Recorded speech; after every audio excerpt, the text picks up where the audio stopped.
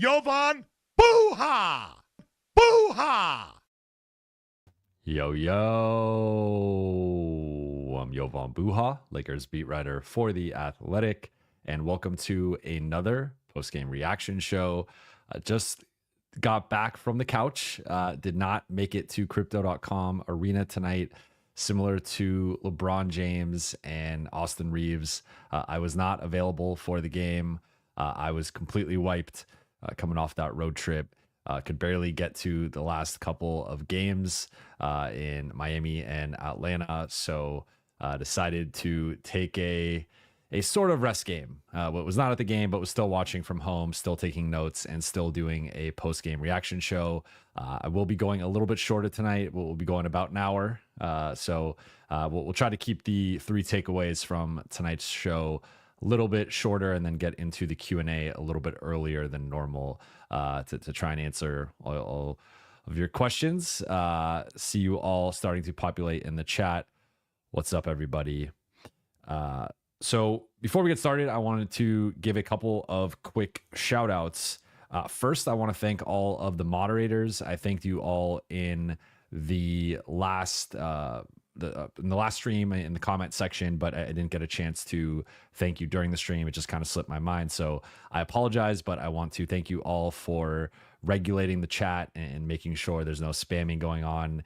And for those who want to be a future moderator, just let me know in the comment section on this video, and I will add you, as long as you're someone who is regularly participating and asking either super chats or just involved in the chat, and not someone who is spamming it. And the second thing I wanted to do is give a shout out to @ChillCatchVibes and his daughter, who is apparently a fan of at least the intro of the podcast. Not sure if she likes my Lakers takes and reporting and analysis, but she does like the intro. So I want to do something I've never done before, which is play a video on here. So I'm going to play this video that @ChillCatchVibes sent me on X of his daughter listening to the intro of the show, and it's the cutest thing you will see today. So I'm going to quickly play that, and then we will get into the 3 takeaways and the Q&A. Buha! Buha! Yo, yo, I'm Jovan Buha, Lakers. I mean, that is that is the cutest thing you will see today. That was amazing. So shout out to Chill Catch Vibes. I appreciate you listening to the podcast, and I appreciate you shared it with your daughter and her being a fan of the intro, and that's any interaction with the show and the podcast with fans has been great, but that one I think has to be first place with how cute she was. But with all that said, let's get into the 3 takeaways from tonight's show and then the Q&A portion. As always, for those watching on YouTube, please be sure to hit that subscribe button, turn on channel notifications, and like and comment on this video. And for those listening on Apple Podcasts, Spotify, and your podcast platform of choice, please be sure to follow, download, and leave a 5-star review. So once again, I've buried the lead here with the score of the game. The Lakers won 107-98, beating the Portland Trailblazers. They snapped their 3-game losing streak to improve to 13-11 and 8-3 at home. And it's a bit of an interesting game for the Lakers. So as I mentioned at the top, no LeBron, no Austin Reeves to go along with already no Jackson Hayes, no Christian Wood, no Jared Vanderbilt. So LA is decimated in terms of half the rotation is out. 2 of their starters are out. And especially with LeBron, this was the first game that LeBron had missed this season. He had already said that, famously, that he wanted to play in all 82 games. And then it had been a subject that had been brought up on the road trip. And he sort of didn't change his tune, but said that, he wasn't going to talk about it at that time. JJ Redick had actually been the one saying he wasn't sure if it was right for the Lakers. He kind of wanted to leave it to LeBron, but ultimately wasn't sure if it was the best thing for both LeBron and the team. So LeBron sits out tonight with a left foot soreness that he aggravated in the Miami game. And then, he played through it in Atlanta. He had been a game time decision for that game. So ends up sitting tonight, and we'll get nearly 6 days of rest because of not playing tonight. The Lakers then have a light schedule next week. They don't play until Friday in Minnesota, and then home against Memphis on Sunday. So LeBron gets the rest. Austin misses his 5th straight game with this pelvic injury, which clearly, this has been serious, right? Like he was, at first it seemed like he was maybe going to miss a game, 2 games tops, but he's now missed 5 games. And it seems like he might be back for Friday's game in Minnesota, but we'll see how the next few days go. Lakers will practice on Wednesday, so that's when we'll have a better idea of Austin's status and if he's back by then. But no LeBron, no Austin to go along with the front court guys that were out. So LA starts AD, Rui Hachimura, Gabe Vincent, Max Christie, and Dalton Connect. So Max gets in there. They keep D'Lo coming off the bench, and they get off to a bit of a slow start. They're down 6 at the end of the first quarter. Then they stomp the Blazers at the second quarter, go up by 14 at halftime. They outscore them by 20. Then they have another down quarter, and it's a 3-point game going into the fourth quarter. Then they completely blow the game open in the fourth quarter. So LA really only played like 2 good quarters in this game, and it was enough against one of the worst teams in the league, one of the worst teams in the Western Conference. Granted, LA was obviously without their second best player, and I would say third best player, and then several front court guys. So they were certainly shorthanded on their side, but a win is a win. There were some positives from this game that I'm going to touch on with my 3 takeaways. And LA improves, and now they get a much needed break. So takeaway number 1 for me is D'Lo had his best game of the season. And I thought that D'Lo really sparked both runs, the run in the second quarter and the run in the fourth quarter. He was a second best plus minus on the team at plus 29. Rui was the best at plus 31, and I will touch on Rui's game in a later takeaway. But D'Lo had a season high 28 points, a season high 14 assists, season high 5 3-pointers made, which is kind of wild that that's his season high based on how many it felt like he reached that mark so many times last season, but season high for now, and a season high 9 field goals made for D'Lo. So I thought D'Lo, it was interesting that JJ didn't start him, and this goes back to the Atlanta game where he inserted Gabe, and I thought with LeBron now out, there's a chance that D'Lo might start, and they would just go with a little bit of a smaller backcourt, probably Gabe and D'Lo, but they instead go with Max. And I think JJ seemingly, my read on the situation has been he's been a little disappointed with the shot selection and defense from D'Lo lately, and you've seen him get pulled a couple times and not play as many minutes. But tonight he responded incredibly well, even with not starting the game. And I thought he provided a huge lift off the bench, and between that 28 points and 14 assists, really carried the offense at times. AD had the big start, and I think he had 14 points in the first quarter, finished with 30, and it was a consistent offensive threat. Rui had the big second quarter. He had 14 of his 23 in the second quarter, and then 7 in the fourth. But D'Lo, to me, was just the table setter of the night. He really stepped up, and this was 2023-24 D'Lo. This was the January to April D'Lo that we saw earlier this calendar year, and it was the step back and pull up threes that he wasn't hitting earlier. Hasn't been hitting earlier in the season, hasn't been hitting recently. Hit several of those. But one note that JJ had after the game was that the Lakers really wanted to play in the middle of the floor, and they felt like with Portland's youth and athleticism on the perimeter, that if they played too much on the sidelines, Portland would be able to blitz and trap them and force them into turnovers and just be able to shrink the floor against them. So if you look at how D'Lo was so effective, it was a lot of pick and roll. And that was something that he was very successful with last season. That is the strength of his game, is running pick and roll with AD. He ran some pick and roll with Rui. And I thought putting the ball in D'Lo's hands and just letting him cook and letting him attack and snake pick and rolls and curl back and just find guys like. So the Lakers ran a lot of two-man action tonight with pick and roll above the arc or kind of within the middle of the floor. And then it was a lot of just cutting and movement with the three guys along the baseline. And we saw D'Lo find Koloko for a dunk, find Dalton for a dunk, like find guys cutting and moving along the baseline.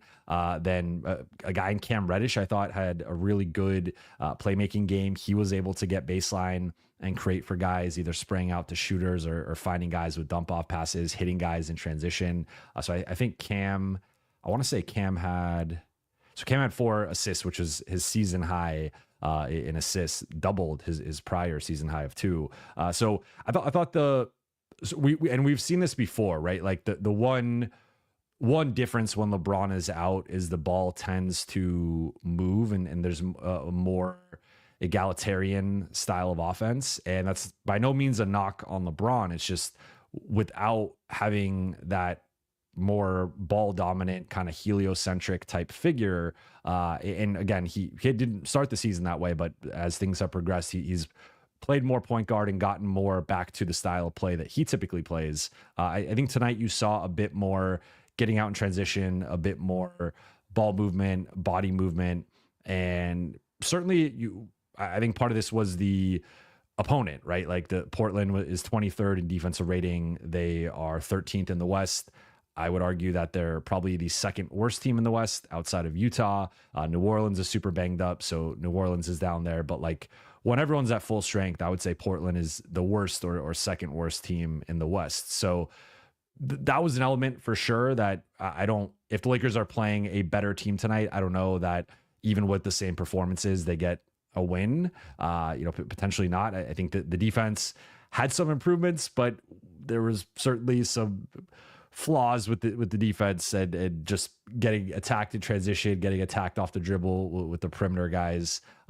Lakers mix things up a bit, but just to get back to D'Lo, like I thought this was a bit of an old school D'Lo game, and they let him cook, and it's not. I think this was unique insofar as like no Austin, no LeBron. So naturally D'Lo is going to have the ball more.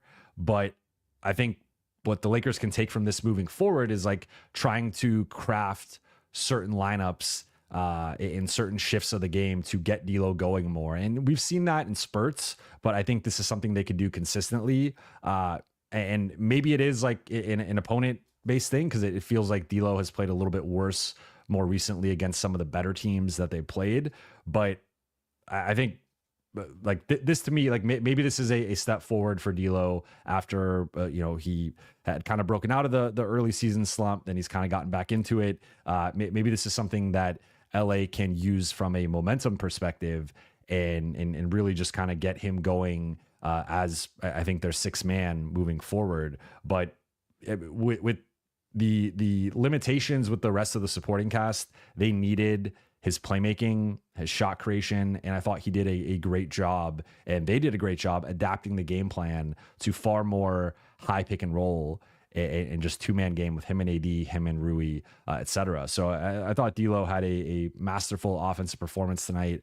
And what did he? So he had 28 and 14, but he was 9 for 17 from the floor, 5 for 6 from the free throw line, 5 of 10 from deep. Only 2 turnovers, so an awesome assist to turnover performance. Then takeaway number 2 for me was Rui set the tone on both ends. And I think this was arguably Rui's best two-way performance of the season, probably was. Definitely his best performance since like early in the season when he had a couple of big scoring nights. But Rui finishes with 23 points on 9 of 13 shooting, hits 3 threes, 5 boards, 2 assists. But the thing that stood out to me was the 4 steals and the 1 block. And Rui was active defensively. He was blowing up he had a couple of steals on lob passes. He was playing passing lanes.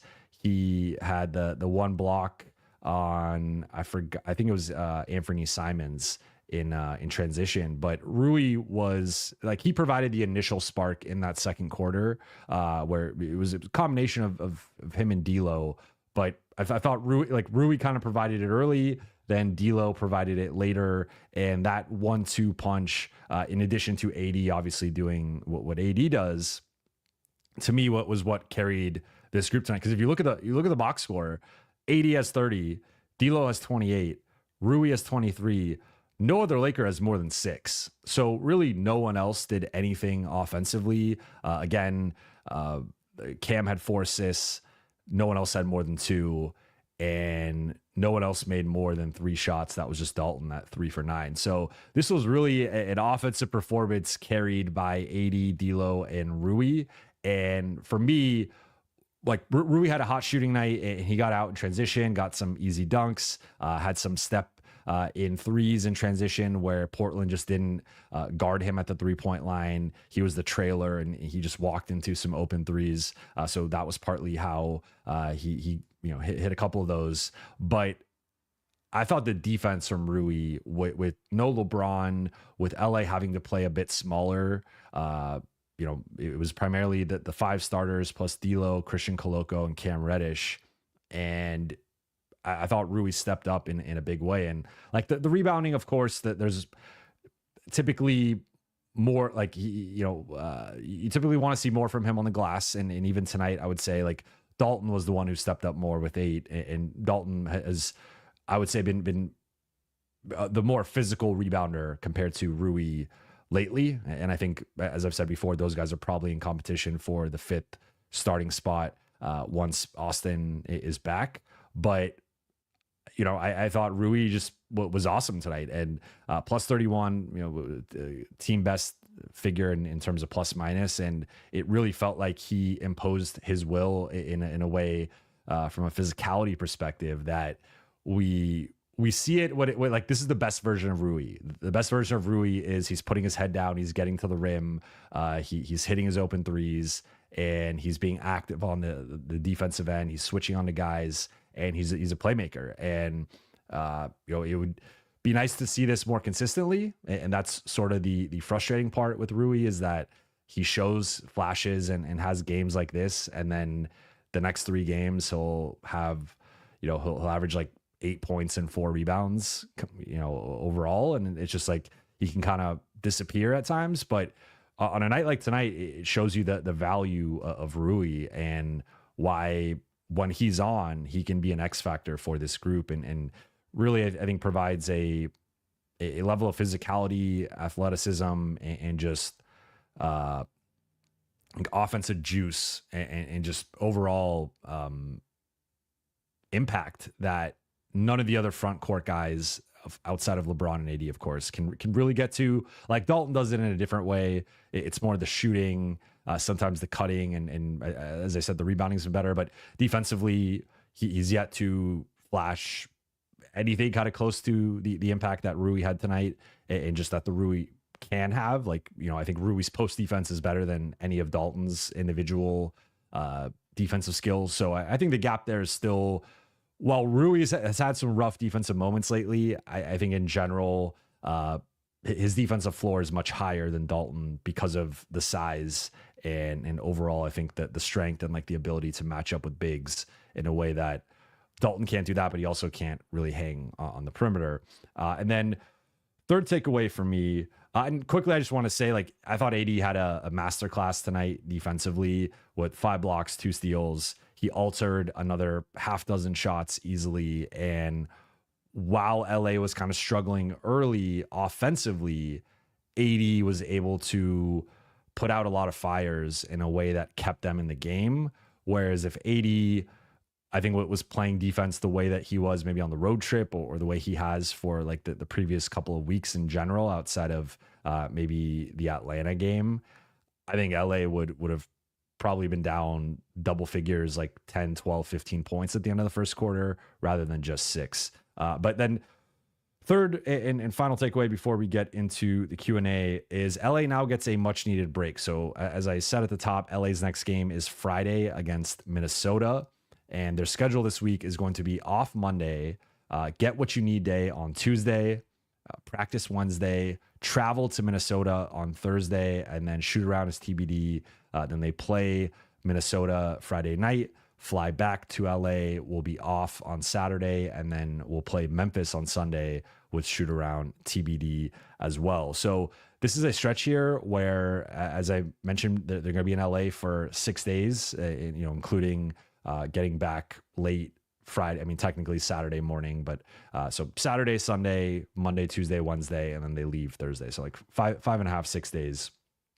And this is a really important stretch for them. So JJ Redick talked about that guy, not like that they have the guys that are banged up and out, and then they have the healthy guys, but even those guys are largely banged up. As we know, AD is dealing with his plantar fasciitis, and I'm sure some of the other guys are going through stuff that we don't even know about just from the physical grind of the 82 game regular season. So those guys are getting a couple days off in terms of rest. Like JJ joked about guys going to Santa Barbara, and he's like, if guys want to go to Santa Barbara for a couple days and come back for Wednesday's practice, like that's totally fine by me. Tuesday will be an optional get what you need day. If guys want to come in, get some treatment, get some recovery done, just get some shots up, like that's an option as well. But he was saying that it's rare to have this type of break in the schedule. So he really thinks it's important for the players to take advantage of this and to really just maximize the rest and recovery window that they have here to kind of get, just rejuvenate and get back on track from a physicality perspective. So I think that's important. He also said that he and the coaching staff are going to be doing an audit with the team. So offensively, they're going to be looking at what worked over the first 15 games of the season, and then looking at these previous 9 games and just kind of going through like, what was working earlier on that's not working now, and like how do we get back to doing some of the things that made us a top 5 offense through the first 15 games. And then defensively, he wants to go over their switching and figure out what teams and matchups has switching worked against, what lineups, what players, but also what opponents, and which opponents and lineups and players has it not worked against, and how can we just kind of maximize when we're switching versus when we're in drop coverage or a different type of scheme. And so I think both of those things are kind of the right way to approach this. Like LA, I would, I guess, argue that the one kind of tricky factor within this is LA's schedule has certainly gotten much more difficult over the past 9 games or so. So if he's trying to decide like what teams are is switching working against versus not, I don't think it's as simple as like good teams versus bad teams. I certainly think like perimeter firepower in teams that can sort of pick on defenders, and it kind of depends how the offense is run. But certainly there's an element of like the best teams are going to be able to pick on LA's weaker defenders and pick on LA's switching scheme. So that's where I think I'm interested to see kind of what we learn about what they learn from this period, because I think from an offensive perspective, there's a lot that they could do to get back to playing with a certain pace and verve and the cutting and the movement, and like playing more through AD and just trying to find the right balance of like AD, LeBron, Austin, D'Lo, like keeping those 4 guys all engaged, making sure all 4 guys are happy with their roles, and that kind of the best version of this team, I think, is going to rely on those 4 to some extent. Also trying to see what you can do to get Dalton Connect going, because Dalton, after that stretch, has really cooled off for the last like week and a half or so, and has looked much more pedestrian than he did earlier in the season. So I think this break is coming at the right time for the Lakers. It's a bit of a mental reset. It was nice to get, nice for them to get the win tonight, even if it was kind of like a 2-quarter performance in the second and fourth quarters. That's all they needed against Portland. And a win is a win. I've said that several times this season and really believe that.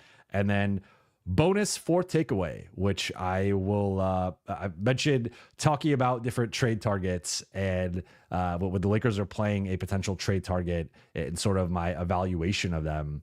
And tonight was Jerami Grant. And I would say this is arguably the worst audition that Jerami Grant or any potential Laker trade target could have. So Jerami Grant tonight had 3 points on 1 for 12 shooting, 1 for 7 from deep, 4 rebounds, 1 assist, 1 steal, 1 turnover. And I thought like defensively, he leveraged his length well. Like I thought there was times where he was on like Gabe or D'Lo or Max, and it was like you could feel the length, but by no, like Rui had the one pump fake blow by him for I forgot if it was a dunk or a layup, but he got blown by several times. I felt he wasn't. While there were moments where you could feel the length and the physicality defensively, that was not consistent throughout the night. And it was a lot of just like swing in the corner. Like, if anything, I would actually argue that his offensive role, maybe the one positive I would take away was like the offensive role was more similar to what we would potentially see if he was a Laker, in terms of a lot of more spotting up, catch and shoot opportunities, and not as much like self-created shot creation.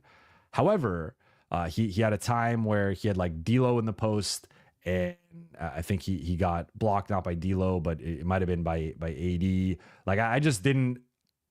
It kind of felt like he was a little checked out, like floating out there, and I don't know if he's upset with the direction of Portland, and like looking into some of his numbers, like he's 5th on the team in usage percentage, which you would expect him to be higher on that list. So seems like he's taken a step back offensively this year, and his shooting percentages aren't as great. His scoring numbers have dipped. So I will say that I've been one of the bigger proponents of a potential Jerami Grant trade. I've stopped short of saying he's worth 2 first-round picks, because I don't think he's worth 2 first-round picks. But after tonight, and maybe it's a little bit of recency bias, a little bit of just seeing him versus Rui. Like Rui was much better than Jerami Grant, and I know on the scale of the season, Jeremy's averaging more points, and I would say has arguably had, or probably had, a better season overall than Rui if we're comparing them. I don't think it's like first round pick difference there. So that's the one thing I'll say with the Jerami Grant. Like, this was a horrible audition for him if he was trying to become a Laker, or just try to get picked up by a contender somewhere else. Like, this was a very disengaged performance from Jerami Grant. So I don't want to say I'm completely off Jerami Grant, but I'm leaning against trading for him, and I'm certainly leaning against giving up a first round pick. If there's a way to make it happen without a pick, I'd be open to it, again, depending on the price. With all these things, it always comes down to the price. But with all that said, let's get into the Q&A from tonight's show. Let's see, we got a couple super chats. First one from Harry Chinani. JJ said he drew some ATOs for Rui. Do you think he should be getting more shots, 5-1, when he's scored 15 plus? Yes, I do think Rui should be getting more shots. What I will say is Rui is a guy who, as we saw tonight, is primarily, he's more of a finisher than a creator. And there will be the occasional possessions where, like I mentioned, the drive on Jerami Grant, and there are going to be possessions where Rui can punish a mismatch inside or attack off the dribble.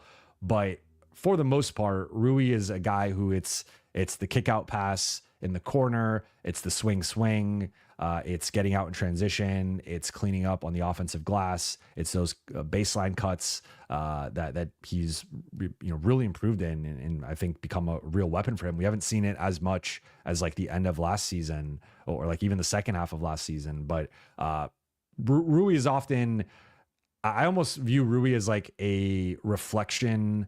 He's like the avatar of LA's ball movement. And if Rui is involved and getting a bunch of, because Rui's not like, one thing with Rui, as we all know, Rui's not shy. Like Rui, if Rui's open, Rui's going to shoot. And so like there are certain guys like a Gabe or a Max, where those guys are also more products of the ball movement and whatnot, but those guys will also turn down shots and try to make the right play almost at their own almost to their own detriment in terms of passing up good looks, trying to find a great look. Rui does not have that problem. If Rui has a sliver of daylight, Rui's taking the shot. He's an aggressive offensive player.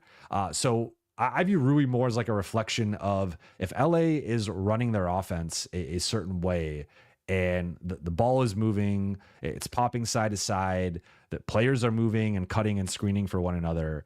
I think Rui is going to get open and Rui is going to score and be involved a certain amount. If they're not, and it's a lot more ISO heavy, pick and roll, and like just kind of stagnant and post ups and sort of just the way that the offense has looked more the last like 2 to 3 weeks, that's where I think Rui is not as effective offensively. He's not getting the same chances, but then also sometimes he'll start to force stuff and he'll start to try and self-create more, and then that's when he'll get pulled because it's like he's not playing within the scheme, and he's also not necessarily impacting the game on the defensive end or on the glass. Like I also view Rui as like when his shot's going in, he's going to play more. When it's not, obviously they might go in a different direction. So I agree with the premise that like the optimized version of the Lakers, Rui is involved, but with the emergence of Dalton and with them trying to keep D'Lo involved off the bench, I think Rui is like the 5th or 6th option on most nights when healthy. So I don't know if he's going to always be getting like 8, 10, 12 plus shots a night. There might be nights where he's at 4, 5, 6, but in general, I do view Rui's offensive production and the quality of shots he gets as a reflection of how LA is actually running their offense. If they're running it well, Rui's one of the guys who's going to benefit the most. Another super chat from Brandon Omeng. Gabe plus 2 seconds for Jonas, Rui JHS, 1 first for DFS and Sharp. Get back a wing defender and 2 physical big men to back up or even start with a D. I'll say I have warmed up to the potential of a Jonas trade depending on his role. If I'm the Lakers, I would fight to make it 1 second. I don't know if that's going to be enough for Washington. So maybe it ends up being 2 seconds. I floated out, maybe it being like a protected first. I don't love that. I think that's too much for Jonas, but 1 or 2 seconds, I think I'm a little bit more open to. I like Jonas if it's backup center, 16 to 20 minutes a night, and like there are certain matchups where he's just not a great it's just not a great fit for him. And so maybe there's some games where he plays like 12, 14 minutes. There's some games where he plays 20 to 24 minutes. And most of the time he's not sharing the floor with AD, but maybe they share the floor for like 6 to 8, like 10 minutes tops. And I like that a little bit more. And if he's starting, I am less into a potential Jonas fit just because I don't think he should be starting for a team with real aspirations. I don't think he's good enough defensively. Frankly, I think he's pretty bad defensively. I know he just had the game against Jokic where he had like 20 and I think it was 20 and 12. He had like 5 blocks, but that was an outlier performance. And I don't know if he's got beef with Jokic. I mean, Jokic still dropped 55 or whatever he had, 56, but I don't know if he's got beef with Jokic or what sort of caused that inspired performance. But if you look at his season, that was an outlier performance, both from an offensive perspective and from a defensive perspective. So I guess it's a good sign that that's in there somewhere, but I would not expect that type of defense from Jonas. And again, Jokic still got his for the most part. Second one I love because I think DFS has had a really good season. And Day'Ron Sharp, I'm high on, especially as like a low risk backup 5 option. And you're basically just giving up Rui and a first, but that's probably worth it. So I'm way more into the second trade. I think if I did this, if I'm the Lakers, I would then try and see if I could ship Jackson or Christian in a separate deal and keep one of them, and then also have Sharp and And I would start DFS in this case. So I would go probably something like AD, LeBron, DFS, Dalton, and Austin, and then have the bench be D'Lo, Max, Valanciunas, Sharp, and then Cam, maybe 10th. Like, I guess like you're a little light on the wings there, or in the perimeter of guys I really trusted. But maybe you could flip Jackson in a first for something, or Christian in a first for something, and get back like another perimeter guy that bolsters what you've lost with losing Gabe. But I'm more. I'm open to this. Like I've been on record saying like guys like Jonas and Vucevic, I'm not as high on, just because I think LA needs defensive minded bigs. And I think Jonas is a big physical presence and could be a good post defender, but he is toast on the perimeter. He's toast in pick and roll. Lakers can't play switching schemes with him. They can't play drop coverage, I guess. They did play some more drop coverage tonight against Portland, which I was encouraged by. AD was more in a drop, and I thought he did well, but that's AD. That's not Jonas. So I think I get the like Jonas, to me, honestly, in some ways is similar to like the Andre Drummond signing from a few years ago, where people had like outsized expectations for that. And I think a lot of people are going to be disappointed by Jonas unless you have a realistic viewpoint of where he's at and what his contributions look like in a winning scenario. Because I go back to, I've referenced this multiple times, but LA played him off the floor in back-to-back games to close the regular season and in the play-in tournament. He was not good. And I think like the second game, he had like a shift that was good and scored a couple times on AD. But outside of that, he was a liability. LA targeted him defensively with LeBron in the pick and roll, and he was blowing by him. And not every opponent's going to have LeBron, but he's a guy who can be targeted and played off the floor.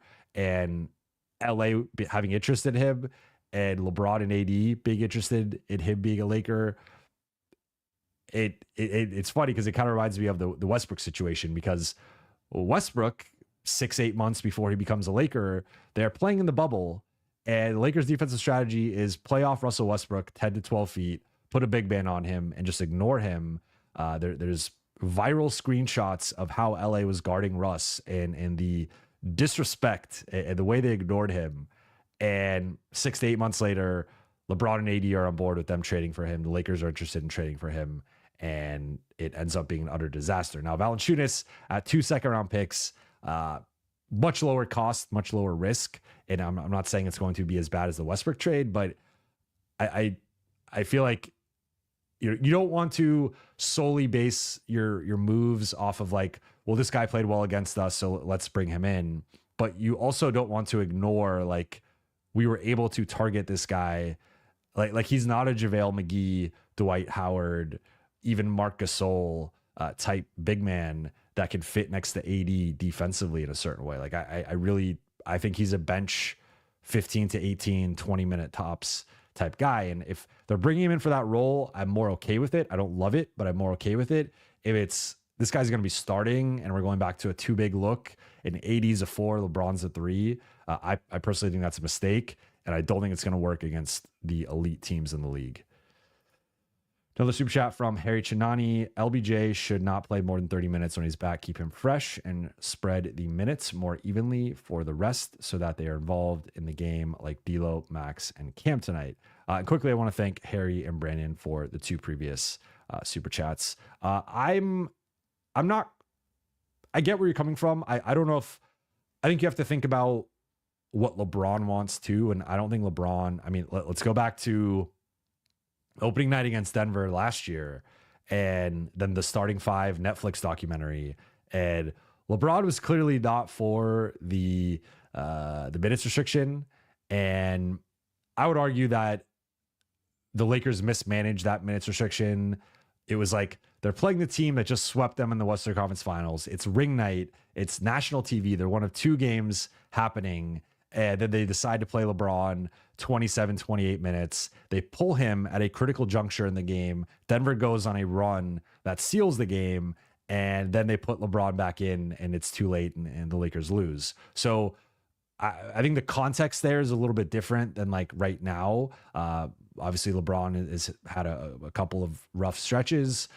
He's endured a 3-point shooting slump and has not quite looked like himself for the most part. I would say, recently, Atlanta game, Miami game, he looked much better. So maybe he is trending back to looking more like he did earlier in the season. But I would say he shouldn't be playing more than like 33 minutes. And I know it's a pretty minor distinction, but like 33, 34, I don't, maybe you go to overtime and he plays a little bit more, but I'm with you in there being like a looser minutes restriction on LeBron, but I don't think he should be playing 37, 38, 39. I think it should really just be like, if it's overtime, okay, that's one thing. If not, then, but 30 is a little bit too low in my opinion. I would assume LeBron would have an issue with that. And I think the last thing with everything that's been going on recently is you throwing in a minutes restriction that potentially upsets LeBron when the locker room's already been a bit shaky. So I would probably stay away from that. But I agree with you, the premise of your point, though, of potentially limiting his minutes a bit and letting the other guys cook and get involved. So I agree with you. I just think that 30 number specifically is probably a little bit too low. Super chat from JR Madrano. Thank you for the super chat. Could LA trade for two bigs, one to play with AD and one to anchor the defense as the lone big? Richards/Jonas as an example. Thoughts? So I'm assuming that's Nick Richards. Yes, they could. I would argue again that Jonas Valanciunas is not a rim protector. Like if you flip this to Nick Richards and Walker Kessler, and you want to start Kessler or Richards, and then have the other one come off the bench, I'm more open to that. Or even if I'd be more open to a Kessler or Richards, and then like a Day'Ron Sharp potentially manning the back line, or you go Sharp and Wood, Sharp and Hayes.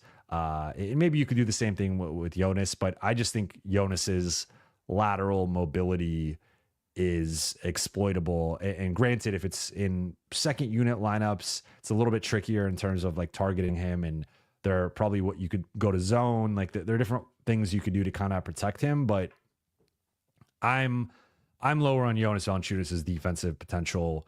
I think people focus on the score, and I get it. I get it, but I think when people talk about him, they focus more on the scoring, or like him being a starter in Toronto and New Orleans for all those years, but he has since declined, and especially declined defensively, and he was never a great defender to begin with.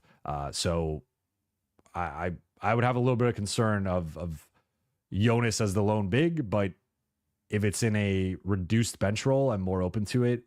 I don't think he should, and of course playing next to AD will help him, but I don't think he should be starting next to AD. I think that is shifting the team in the wrong direction, in my opinion.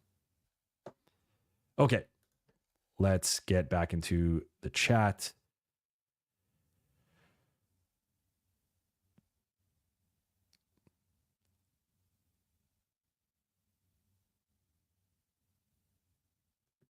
Art Love, Rui 5th or 6th option, who's 4 and 5? Well, 1 is AD, 2 is LeBron, 3 is Austin, 4 I would say 4 and 5 are D'Lo and Dalton in some order, and then 6th is Rui. Like I think Rui has been the guy arguably most affected by Dalton having the emergence that he had, because it started when Rui was still there, but then it really started or went to a different level when Rui was out. And then if you look at since Rui's been back, he has not been as involved offensively since Dalton has emerged. Like some of the shots that would typically go to Rui, and maybe that's like a Max or a Cam or even like a Torian last year in that other spot. Now that it's Dalton, Dalton's been a higher usage guy. So Rui's usage has gone down a bit since Dalton's emergence. So I would say there's certainly nights where you could argue Rui could be the third option based on a given night. But in general, Austin has consistently been the third option. If you just look at scoring, shot attempts, usage, Austin's been number 3.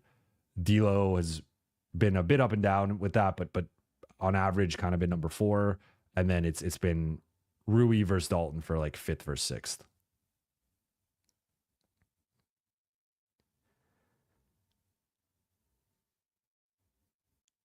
Justin Glazer, Grant looked horrible tonight. Hard pass. Yeah, I get it. I get you.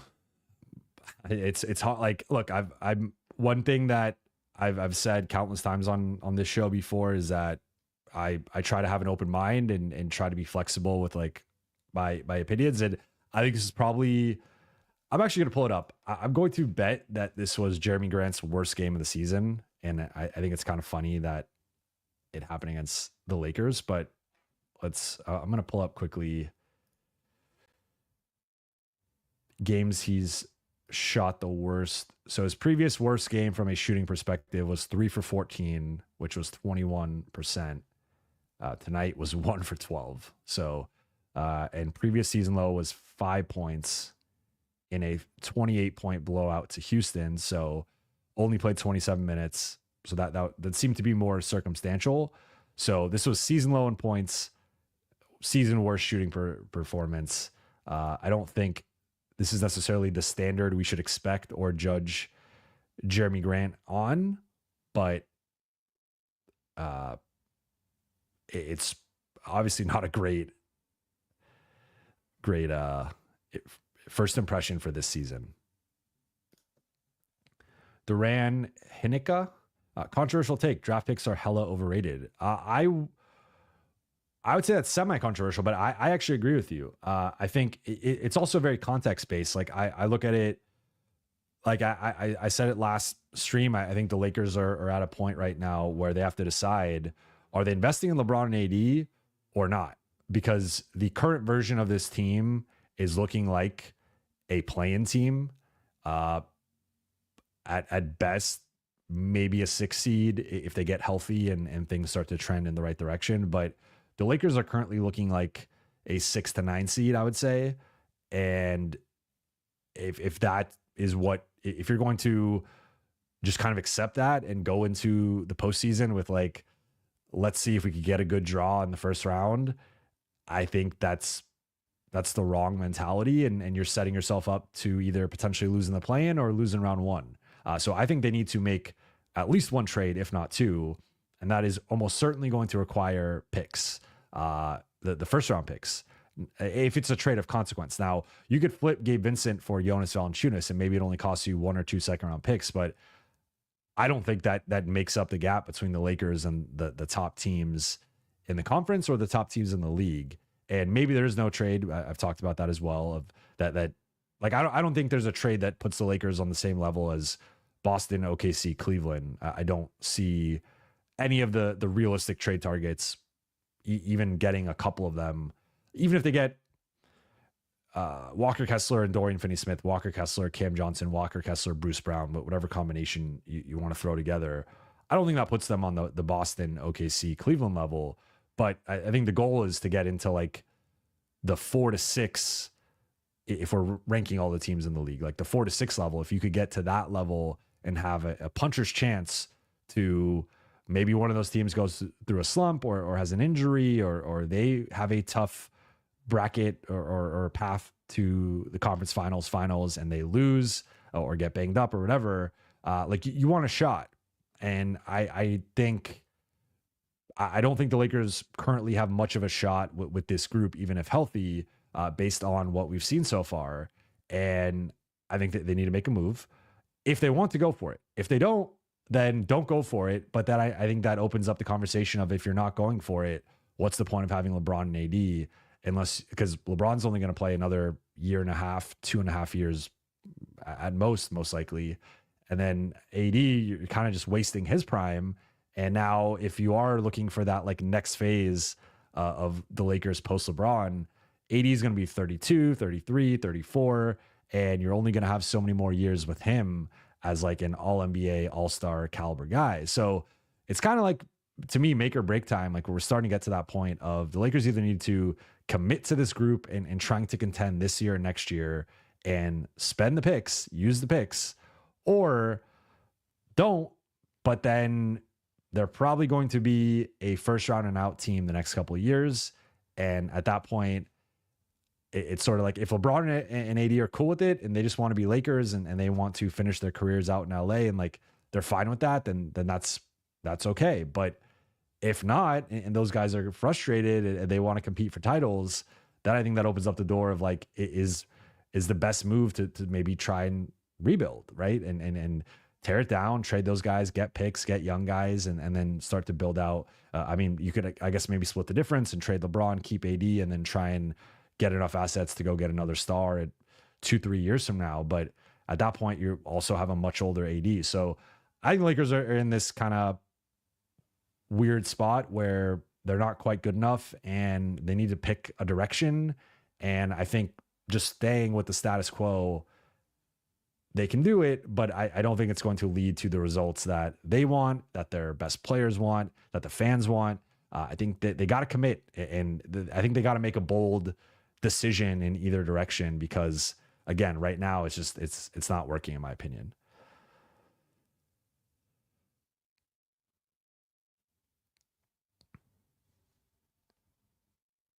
Matt, Connect isn't a starter yet. He needs more time. I would say I've been more open to the possibility of Dalton moving back to the bench in a full-time capacity. I said, like, it seems like they want to start Gabe and have some more perimeter defense out there. So I would guess that, I mean, maybe they do go back to the Austin, Dalton, Rui combination next to LeBron and AD. I wouldn't be surprised if they go to Austin, Gabe, and then it's a competition between Dalton and Rui. And if that's the case, I am potentially more okay with just keeping Rui in there, moving Dalton to the bench, and like it's tough because Dalton's had such a rough stretch that I don't want to overreact and sort of use that recency bias kind of against him. But at the same time, I think for me, it's more the defense the defensive floor is so low that he's constantly a guy that's getting picked on and making mistakes and just not impacting or impacting the defense negatively, that when he's not, like, he has a certain value just because of his gravity and the way that teams guard him and the threat of his shot. But if the shot's not falling and he's just not involved in the offense the way he largely hasn't been consistently the last few games, that's where I start to have more of an issue with it, where it's like, okay, yes, teams still have to guard him and there's a certain threat and that helps the offense, but the defense is at such a low level that it on those nights it makes him, quite frankly, a negative player for them in most scenarios. Like tonight, I thought the rebounding helped offset some of the offensive struggles, but still defensively he was getting picked on, making mistakes, etc. So and I think Ruiz has a higher defensive floor, higher defensive ceiling, and is just a more consistent defender. He has his own flaws, and he has been pretty bad defensively recently. But in general, I think Ruiz is the more stable defensive player. And because of that, I think if they are going to lean into a Rui versus Dalton choice, I would probably lean toward Rui and then just go Austin and Gabe with the backcourt. But I also wonder Gabe's also been very up and down. So it's tough.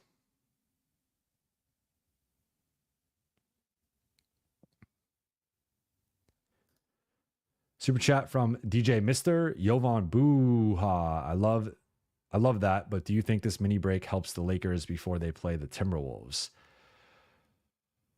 It's a good question. And I think the one fear, of course, is you get out of rhythm.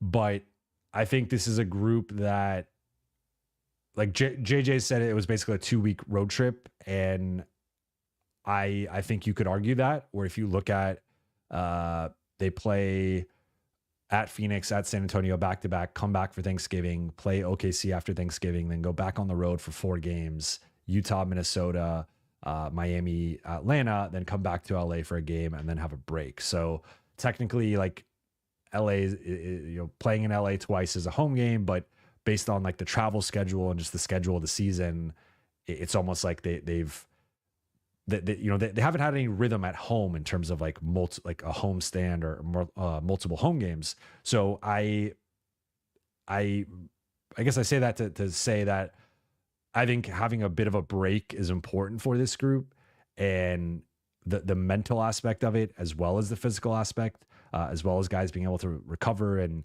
I'm sure typically a get what you need day, like most guys will contribute or I mean, not contribute, like show up and participate. That was the word I was looking for. So I think most of the team will likely participate in that Tuesday get what you need day. And they have to specify that because technically if they're having an official practice, they have to have media. So it is kind of funny when we look at some of the social clips that they post, and it's like, it looks like a practice, except it was a get what you need day. And we're like, well, that was the case. We probably should have been there talking to JJ and the players and stuff. But that's sort of like a inside basketball. I was going to say inside baseball, but obviously different sport. But like inside basketball type thing with like the media of we technically have to be there if there's a practice, or they have to make media availability if there's a practice. But I would expect most guys to participate. Now, to your point, I would assume that they're going to really dive into that Minnesota film and now have this runway of 4 days to come up with a game plan for Friday. So there's a chance Austin's back, which I think would make a big difference in that game on Friday. I still think they will be underdogs, and it's going to be a really tough game. The Lakers got completely screwed with their two tournament additional games, like at Minnesota and home versus Memphis. Like Memphis has been playing really well. That they've been, despite all the ins and outs with the lineup and just guys being injured, Memphis continues to win. They're a tough team. They love playing the Lakers. They love getting up for that. And then at Minnesota, I didn't know this, but LA is 2-13 in their last 15 games in Minnesota. So Minnesota has been one of the toughest places for LA to play. So history would suggest that the Lakers are going to be pretty sizable underdogs in that Friday game. And Minnesota has been playing better in general recently. So I mean, I think at least a competitive showing and not a 29-point blowout would be nice. And then come back and try and win the Memphis game. But certainly, like JJ said, it's not ideal that they're not practicing twice this week, but he also said like the players' health and those guys getting right is the most important thing. And if those guys are banged up and they barely have enough bodies to practice, that's also like counterproductive. So I think there's a balance there with it, but I would argue that given how tough the schedule has been the last couple of weeks, I think that the mental benefits of not practicing probably outweighs any of the potential slippage, at least from my perspective.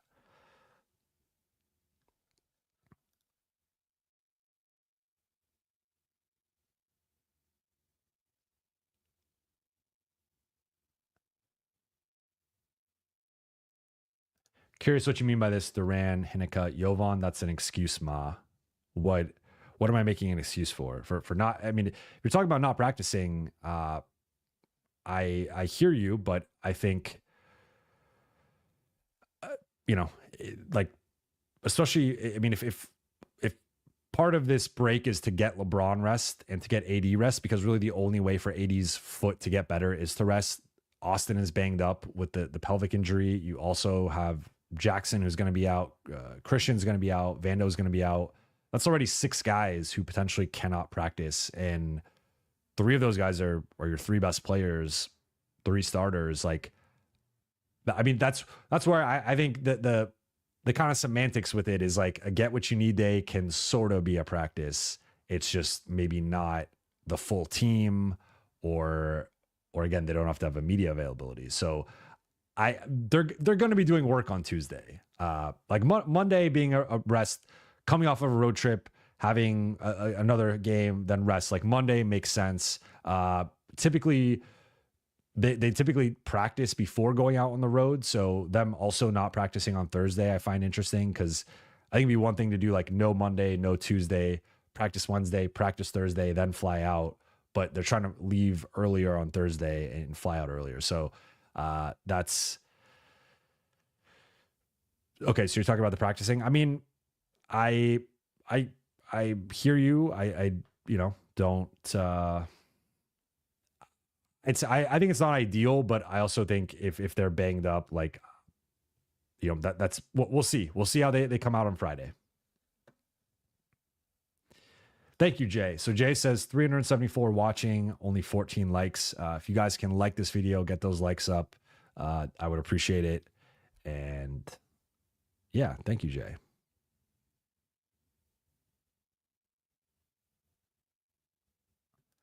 Keon Park, need to spend a lot on getting 3D wings. Yes, so I just recently did mailbag, or excuse me, The Athletic. We do these all 30s, which are basically a giant mailbag with all of our writers and for each team in the NBA, where they ask us a question relating to the team that we cover. And the last question is like, what is the biggest need for your team? And I continue to beat the drum that the biggest need for the Lakers is a 3D wing. And this has been the biggest need for them, I would say, since the moment they traded Kyle Kuzma and KCP and let Alex Caruso walk in free agency. So that was back in 2021. Since then, they have not had a real 3D wing. They have not had a guy who is both a stopper or even like 75th percentile, 80th percentile type defender who's also a quality floor spacer / 3-point shooter.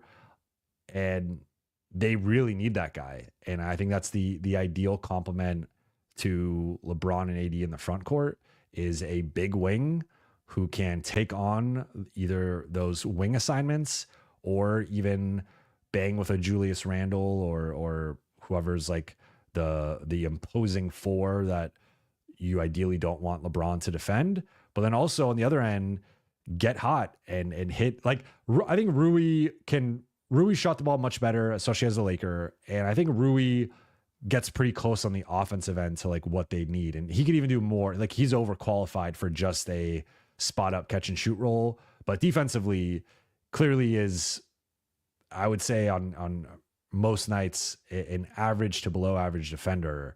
But then you have a guy like Vando, who's a pretty good to sometimes even elite defender, depending on his health and how he's playing, but obviously is an offensive liability. And like, even like the version of Vando that we saw before he got injured, when he was scoring like 10, 12 points and getting a few assists, I would say that's like a not harmful offensive player, but it's still not necessarily like a plus, or like it's barely a plus, and certainly not a shooter. So LA really needs this position. I mean, honestly, it's kind of funny in retrospect, but like Torian Prince was probably the closest. I think his defense was never quite at that level. And like, he started the season off relatively strong defensively and had some good performances. But I feel like because he played so much and because they relied on him so much, he lost his legs defensively and his defensive juice. So Lakers really need a 3D wing. I would argue they need at least 2 3D wings. But whether it's Dorian Finney-Smith or someone along those lines, like adding one of those types, I think could do wonders, because this team continues to just be too many one-way players, too many one-way lineups. And I think that the name of the game is like, is two-way talent. If you look at the best teams in the league, they don't have like, their rotation isn't littered with just shooting and defense, but it's most like OKC. Most of the people in OKC's rotation can defend multiple positions. Most of their rotation can hit a three at a high level. Same with Boston.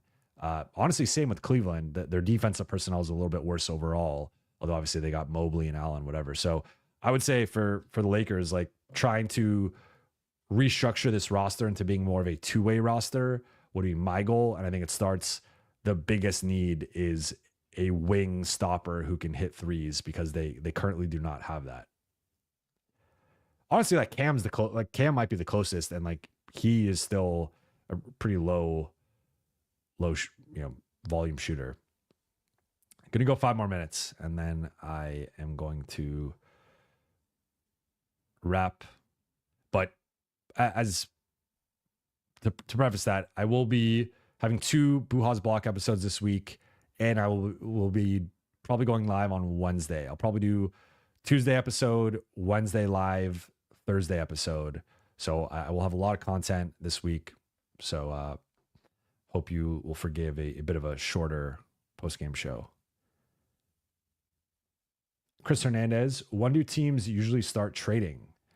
They usually start trading. So December 15th is the date that I want to say it's like 3/4 of the league is eligible to be traded. And then there is another wave at January 15th, because those are the 2 dates that December 15th is a lot of the free agents that signed this summer. And then January 15th is some of the guys who re-signed with their own teams that can be traded. It's like the birds rights and like certain exceptions that goes to January 15th. So typically there'll be a trade or 2 in December, and then there'll be like a trade or 2 in early January, like early to mid January. And then the second half of January into the first week, the trade deadline's February 6th. So that final 3 weeks, that's when you see, like, typically trade in a season, there's like 12 to 18 trades, and maybe 2 to 4 will happen before that, like, final 2.5, 3 weeks leading into the deadline. So I would say over the next 6 weeks, expect 2 to 4 trades. And then in that final 2.5 or so week period, that's where you'll expect the 10 to 12 trades that will happen. Although I will say with the new CBA, I'm interested to see how much, how with all the restrictions with the first apron, second apron, matching salary, aggregating salary, I'm interested to see maybe this ends up being a quieter trade deadline. Schmidt K, originals. Buha, don't you think adding Kessler or any other anchor allows Davis to affect the perimeter similar to a 3D wing? Yes, but I would also argue I don't think AD's quite as mobile as he was in like the 2020 season. I still think AD, and like I think we've seen some of the limitations where like the Lakers have been switching AD a lot, and I would argue that part of it is teams then kind of going immediately into an action with AD away from the rim. But I still think, like, if you have even Walker Kessler versus AD, I'd rather have AD closer to the rim. Now, obviously, he can do more than Kessler can on the perimeter. So if you're like, I view that as more of a something you want like 10 to 15 minutes a night of at most, or 8 to 12 minutes a night. And then the rest of the time you want, like, I still think AD should play 60 to 70% of his minutes at center and as a rim protector. The other 30 to 40% with the right anchor big next to him, I'm more open with him playing more on the perimeter and leveraging him that way. But I still think I think AD, he's changed physically. Like, he's not as mobile. He's not as quick as he was in 2020. Like, I just, he's put on more weight. He's dealt with several foot and knee and lower extremity injuries since then. And he's aged, and he's just not as athletic and mobile as he was, what, 26 in 2020? He's now 31. Or 26, 27. Now he's 31. So it's just, he's at a different phase physically, and he's still talent. Like you saw tonight, he switched on to Simons. He poked the ball loose and stole it. So like he can still do that. But I think his best defensive trait, in my opinion, continues to be the rim protection, the shot blocking, and the way that, like, I mean, we saw it in that 2023 playoff run. Like, teams were afraid to go into the paint when Anthony Davis was in there, and the goal was to always scheme him out away from the paint. Like, that's what teams want, is AD on the perimeter, because he can still be effective, but he's not. Like, I basically, I guess to answer it as bluntly as I can, I don't think he's a wing stopper. I think he can do wing stopper type things in shifts or like in stretches, but if you're saying restructure the defense so AD's your wing stopper, I don't think he can do that anymore. I think he slipped in terms of that capability.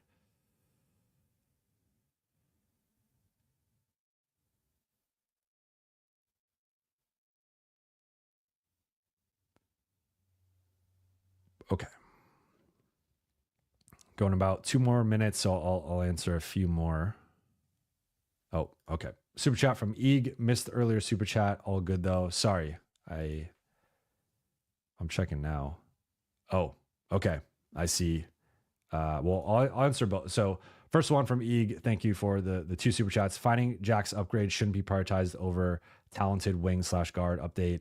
Levine plus DFS is very, very strong. You can get both and likely still have both first. All in gutsy moves can be made. I think DFS will likely cost a first, but Levine won't. So if you can get Levine and DFS and still have a pick and then use it in a different way, that is interesting. I've been on record saying I'm not the biggest Levine guy, but to me, it depends on the price. And I'm with you. I think people, I think if you surveyed the fan base or the average Laker fan, they'd probably say the backup center / additional center is the primary need. And that is something that I disagree with. I think it continues to be guard and wing related. They have a very unathletic backcourt. If you look at D'Lo, Austin, Gabe, even Max, even if you want to throw Cam in there, that backcourt compared to the average backcourt that they're going up against is not as quick, not as athletic, not as explosive. And those guys can often blow by them. Obviously, Max and Cam are typically defending up and defending wings. With Max, it depends. But like the Lakers are at an athleticism disadvantage in the backcourt. And then on the wing, as I mentioned, they really struggle with two-way play and they have a lot of one-way players on the wing. So I think that's the biggest one. But then Eeg says, oh, okay, so you had the same one for the second super chat. So yeah, I mean, I'm with you. Like I would like maybe Bruce Brown in DFS more. Now that probably costs you both picks, but there are ways to. I said it last stream, but if there are ways to upgrade the roster without giving up a first or without giving up a rotation player, that's I think the key to LA. Like if they're just swapping in rotation players or swapping out rotation players for new rotation players, even if those players are better, like yes, they get better. But I think the goal with restructuring this roster is like that's where the golden ticket I keep coming back to is like if you can trade JHS and a first for Walker Kessler, you're basically swapping in a player who's the 13th man, the 14th man, the 15th man, I guess probably the 13th man on your roster for a player who could start or play a big bench role. Like that is an upside move that increases your ceiling. Whereas even if it's even Rui for DFS, I like DFS more. I think he's better. And I think he's more stable and consistent and he's been a better shooter and he's certainly a better defender. But even that is like, you're getting better, but you're still losing something by losing Rui. And that like, and maybe that's one move and then you make another move and then maybe you make a smaller move. But for LA, I think the key is like finding the moves that like, that's where Levine, the primary way Levine interests me is not having to give up a first. And like, can that be an upside swing that if it hits, maybe, you know, it raises your ceiling and elevates you. Now I have my concerns with Levine, with the multiple knee surgeries, with the contract, with the poor defense. I think it almost like you almost have to go away. Like D'Lo's probably in that deal, but then it also makes me feel like you have to go get away from Austin because I don't like Austin and Zach as a combo. So it almost makes you feel like you're kind of giving up on like half of your rotation to try and make Zach fit as the third guy. And that's where it almost pushes it a little bit too far for me. But in general, I agree with your premise that like try to upgrade the wing / like shooting guard positions. And if you can do that and then maybe do a smaller move for a backup 5. Like I think unless Kessler or someone who's a no-brainer is available, like that's my preferred path. Super chat from Jerami Grant. He's struggling, but I'm impressed by DK's rebounding. Yes, that's been an area that DK has really improved in. And then another one from Eeg. Isn't the 5 upgrade essentially getting a solidified 7th, 8th man? You don't play 80 at the 4 in 2024 unless the 5 is Brook Lopez, legit shooting big. Completely agree with wing/5. I mean, yeah, I think in like you're probably going to need a 5 for 8 to 12 minutes in the playoffs. Could that be Jackson or Christian? Like, I don't know. I don't even know what you're getting from Christian this year. Like, we still don't have clarity on when he's coming back. I mean, Jackson's going to have missed a lot of time probably by the time he's back. So I think it's still like a need, but it's almost like I almost view it similar to like, could the Lakers use a better backup point guard compared to Gabe Vincent? You know, depending on how you want to classify everybody. Like, I guess technically D'Lo's the backup point guard, but if Gabe's starting, but let's just say it's the previous lineup of like Rui, Dalton, and Austin.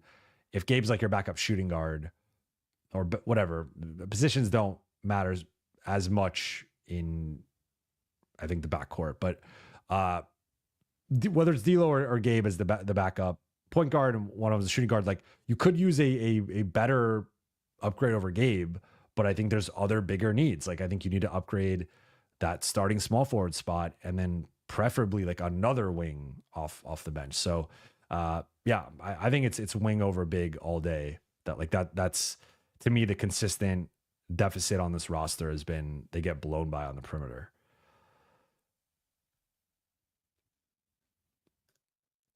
Klay Thompson says try getting Turner from Indy. I mean, that's one of the unicorns.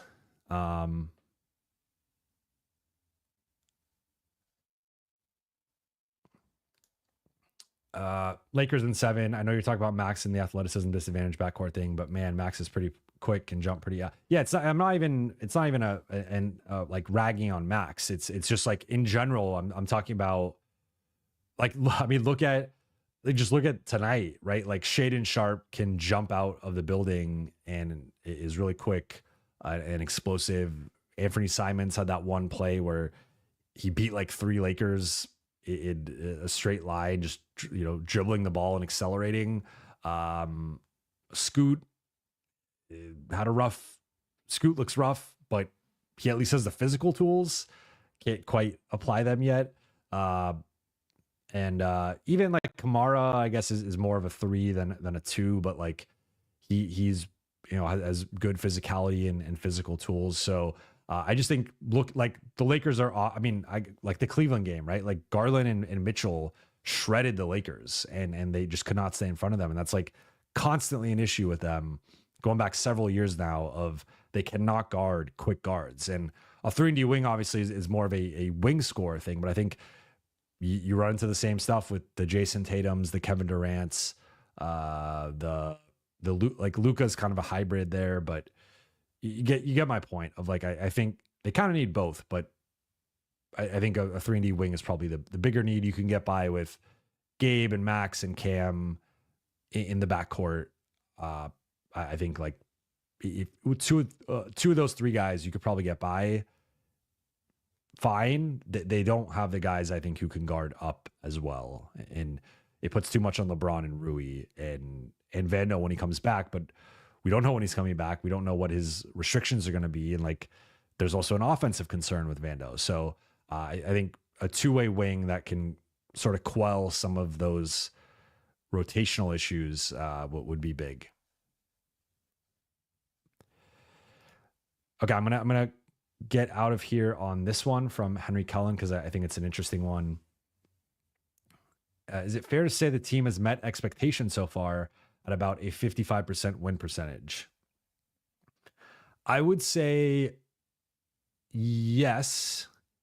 It depends what your expectations were, though, because if you're judging it by like a lot of you look at like the Vegas over under and you look at the national pundits and where a lot of people had the Lakers entering the season outside of maybe the fan base. Most places had the Lakers as a play-in team. Some places had the Lakers out of the play-in entirely.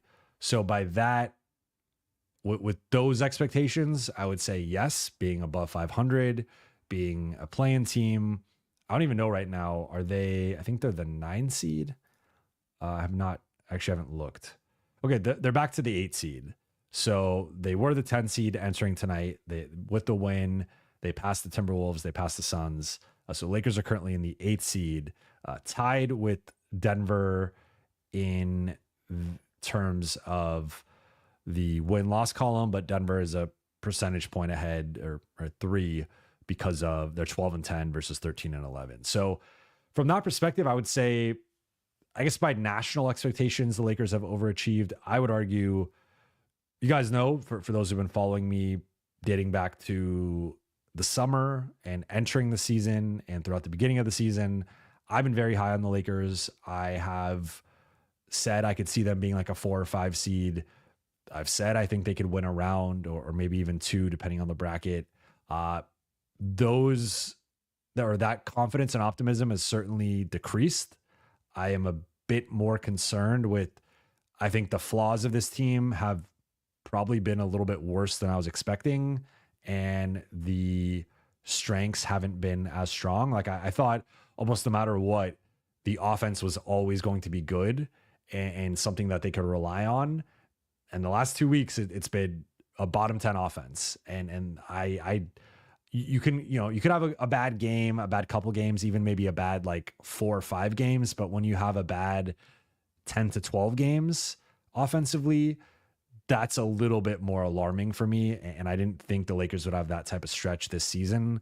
So with the injuries, with LeBron not quite looking like, I would say right now, he's not been an all-NBA player. And even I think he'll still make the All-Star team, but I don't think he's been like an All-Star starter level player, which also I guess would be in the All-NBA conversation. But I mean, he might get in just because of fan voting, and that's half of the All-Star points. And now they have the weird thing with like the 3 teams, or 4 teams, but 3 teams of 8 All-Stars. So maybe he's a starter in that or whatever. But I think with that, with the injuries, with some of the role player regression, I'm a little bit lower.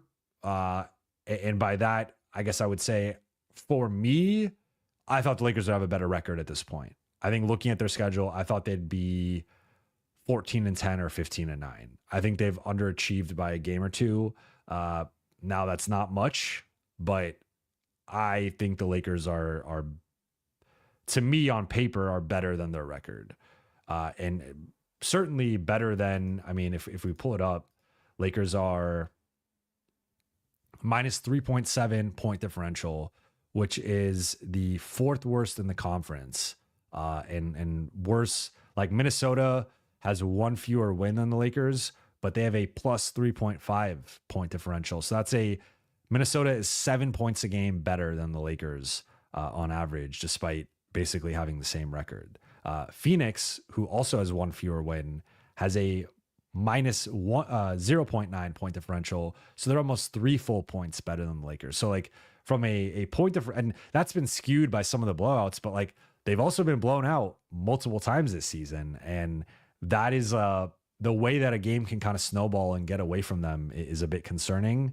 And then just to pull up quickly, I'm going to pull up NBA.com, their net rating. So Lakers right now are 14th in offense. This is season long, 26th in defense, and 22nd in net rating. So Lakers have been a bottom 9 team this season from a net rating perspective. And that is historically more indicative of your quality of team and what your record will be later in the season and how you will fare from like a postseason perspective than even record is. So right now, like Lakers look like they're the 8 seed, but they played more like a 10 or 11 seed. And that's a bit concerning. So I would say, depending on who you're looking at, I think from a national perspective, they've been better and had higher highs than maybe the national consensus thought. But for me personally, and I think for maybe fans who are higher on this team coming to the season, I think some of like the Miami loss, the Minnesota loss, this stretch of losing 7 of 9, like I didn't think they'd have a stretch like that all season. And them, like the body language, like just the defense, it's been worse than I thought. So I would personally say I think they've actually underachieved, but not by much, but by a little bit. But I'm interested to see what you guys think in the chat. I know it seems like there's a big Levine conversation going on. But with all that said, I'm going to wrap. As you guys know, I can't keep to a time limit, so I did end up going about 25 minutes over. But I appreciate you all. Okay, one final super chat from Keon Park. LeBron getting older, same roster, defense won't get better. Western Conference, 10 teams above 500. Yes, the team has met the expectation for sure. Now the second half depends on trades. I mean, again, I would say it depends on what your expectations were.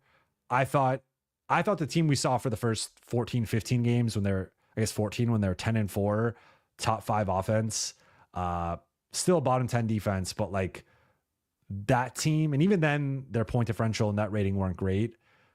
That was more the team I thought they were.